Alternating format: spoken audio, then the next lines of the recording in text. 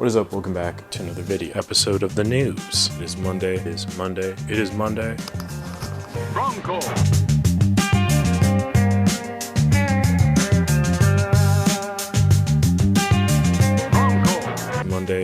Monday. So let's get into the news. Now remember, if you join the channel, become a Bronco Buddy, not only do you get that special shout out, you also get access to exclusive content, early access to other content, and the ability to vote on upcoming videos.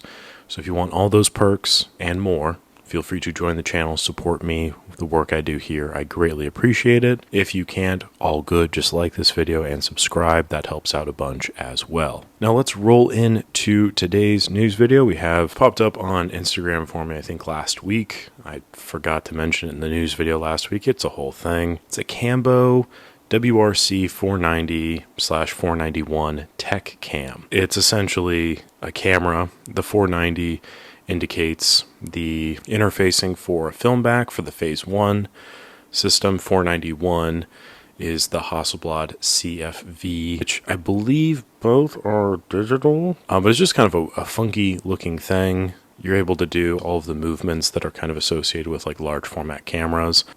I don't really remember why I included this, but I just figured I would talk about it because it popped up and I was like, yeah, that's interesting. We have another story. This is actually sent in from the producer of this product, I believe, and it is the Film Laundry EB617 Mark II view camera. Basically, it's a very large camera system that you can either buy in like this full complete set for $9.95, or you can buy the digital plans for it to make yourself for I think $150. It does shoot medium format 6x17, so you get these massive negatives, but I think there's also a converter for large format stuff, so if you're into that kind of thing, and this can maybe be up your alley. We also have another new camera. There's 3 new cameras this week. This is one from Chroma Camera, and it had been announced, I believe, earlier this year that they were going to be releasing it. They like showed some pictures of it. Now it's officially out for sale. $187 USD, and I think it's a very limited batch of, I believe, 50. So if you are interested in it, I'd recommend you hop into that now before they're all gone. $187 is not a bad price. It comes in a fun little display case, good looking viewfinder. You're able to switch between full frame and half frame. It's a 24mm lens, which is one of the wider lenses available. Has a very simple shutter structure, kind of similar in my mind to how like the Brownie Hawkeye shutter works, where it just does that. So you're kind of set with a 1 shutter speed system, but obviously with the implementation of the half frame component, you do have a little bit more creative latitude. The overall construction of the camera looks relatively fine, like 3D printed kind of stuff. They have some examples that were taken with the camera, and the first thing that kind of sticks out to me is there's a notable kind of vignetting around the corners of the images. So there's a bit of a trade-off for that kind of wider focal length, and some of them it's not as bad as others, and honestly even in the ones where it is kind of bad, it's not the worst thing in the world. It's just something that I noticed. Listing on the website kind of breaks into more of the actual details of the camera, talking about all of the different components that make this thing work. You got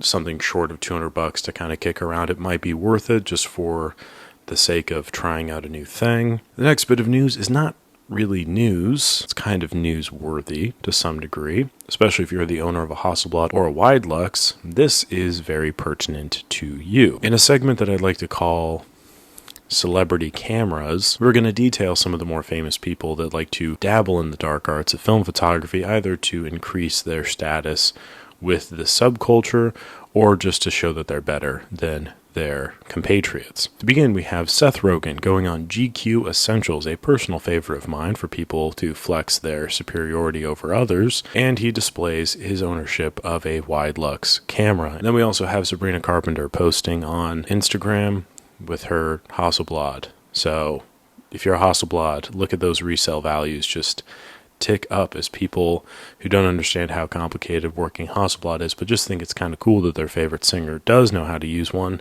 You might be able to sell one to some poor, unassuming person, or just continue to hold on to it and then tell people that this is the camera that Sabrina Carpenter uses. And then maybe we can all collectively move on from the obsession with the Contax T2. One can hope.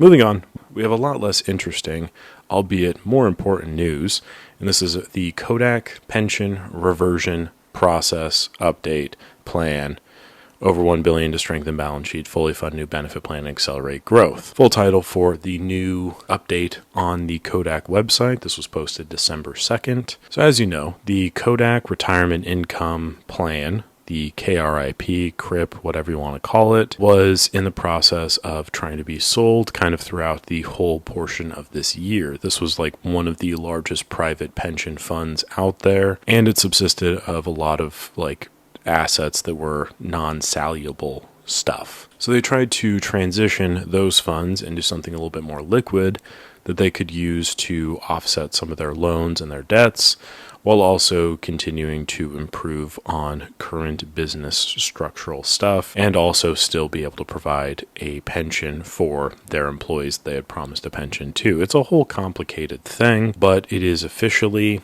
complete, which is huge because I believe that was the plan to wrap it up in December, and that's coming to fruition. There was a bit of a stalling process earlier in the year, which kind of caused the going concern in Q2, but that was able to be resolved as things kind of worked out, so we're good on that. The release reads that the obligations to the CRIP participants have been fully settled. Kodak has directed $251 million of investment assets and $5 million of cash to fully fund a new defined benefit plan for current U.S.-based employees called the Kodak Cash Balance Plan, KCBP. That's going to be a fun acronym to remember in the future. It sounds a little bit less interesting than CRIP, but KCBP has a certain je ne sais quoi to it. Provides substantially the same benefits as those under the cash balance feature of CRIP for the foreseeable future without additional cash cost to the company. So they're basically taking some of their funds and just pushing it over here to continue to fulfill their obligations. I'm going to read this final bit of the press release just verbatim, maybe editorialize a bit at the end, but for the most part, it's pretty dry information. The numbers are important, and if you want to check it out yourself, I will link it down below, but if you don't, you can just enjoy my careful narration of this really fun financial data. Approximately $767 million of the excess assets reverted to the company, including $609 million in cash and non-cash assets, valued at $158 million, significantly strengthening Kodak's balance sheet and positioning it for future growth. Approximately $312 million of those cash proceeds have been used to prepay Kodak's term loans, reducing the balance to $200 million. Kodak is now in a net positive cash position with the cash balance exceeding $300 million after accounting for the excise tax due on the reverted assets. So of the just over $1 billion amount of the CRIP, actually retrieving $767 million, about 3/4, is pretty good. Now, obviously, there's going to be taxes involved in that, and obviously they have other obligations, such as the loans, such as the KBCP. Did I say that right? KCBP. So it wasn't going to just be like $767 million right in the pocket of Jim Condonenza. There's a lot of obligations, but I think the thing that instills me with a bit of confidence is that they're pushing this towards future growth and future projects, and not just they've got this whole hoard of wealth that they can't do anything with. It's now like liquid assets, it's cash, it's things that they can move around, they're paying off loans. So that's pretty much it for the Kodak news there. Very, very good stuff, I think. And I think it puts them in position to make a big splash in 2026, perchance even more big of a splash than they made in 2025. Now, the final thing I want to talk about before we wrap it up today is the Camera of the Year vote. We're going to be doing the Bronco Awards, I think, next week, and the Camera of the Year is going to be voted in by all of you. So I'm going to put up a post in the community tab. I recommend you go check that out. Type in what you think the Camera of the Year is for you, and if you see somebody has commented your pick, just go ahead and give that a thumbs up, or comment same, or something like that. So I have an idea of how many votes for each camera. Whichever camera gets the most votes will be the kind of community-picked Camera of the Year. And I'd really like to see as much support for that as possible. I'll continue to mention it throughout the videos upcoming this week, but just make sure to do that. Thank you very much for your help. Wrapping up the news today, we have 3 new cameras. One is the Cambo technical camera 490-491.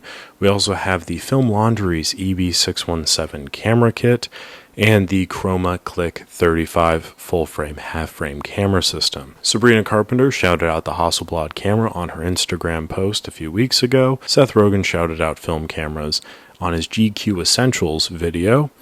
We also have a final update on the Kodak Pension plan. The sale went through, all of the money's been given to Kodak, and then they've dispersed it through their loan obligations and through other pension, and for their fulfillment of employee obligations to paying them out and stuff like that. So good stuff there. And of course, the Film Camera of the Year vote. So if you've not voted yet, check out the post on the community tab and go vote. Thank you so much. We have a few shoutouts before we wrap up today's video. Of course, we have my friend Matt at Ravenni Labs, a great place to go for quality products at affordable rates. We also have Colorful Analog Cameras, a phenomenal place to go if you want to customize your analog cameras in fun and unique ways. We also have my friends, the Celluloid Collective, great resource for expired film, great videos going over how to use said expired film. The Shy Film Club releasing their first issue. Check that out on the website. Make sure to tag them on Instagram for the chance to be featured. And of course, we have the app With Frames, a great way to digitally track your analog photography, available on the App Store for your phone and for your computer. And that pretty much does it for today. Thank you so much for watching. Appreciate it as always. Like the video if you enjoy it. Subscribe to the channel so you don't miss out on future videos. We'll have a lot of content coming out this week, I hope. So make sure to stay tuned for that. Again, go vote for your film camera of the year. I appreciate that feedback, and I will catch you on the next one.